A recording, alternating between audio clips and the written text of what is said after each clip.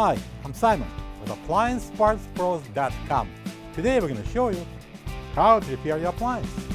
Are you ready?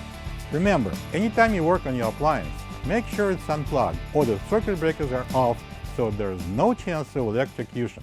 In this video, we'll show you how to replace the door shelf bean in a Whirlpool refrigerator. It's going to be a very easy repair. Should only take a couple of minutes to show you how to do it.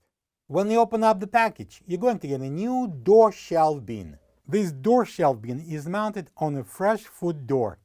It allows for additional storage space. The main reason to replace the door shelf bin is if it's broken and won't stay in place. To get to the part, we need to open the door. To remove the door shelf bin, we need to push it up and then slide it out. This is the old door shelf bin next to the new one. If you don't have this part, you can get it from AppliancePartsPros.com. To install the new door shelf bin, we're going to slide it in and then press down. And now we can close the door.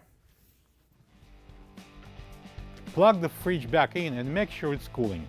Thank you for being a part of another successful repair brought to you by AppliancePartsPros.com.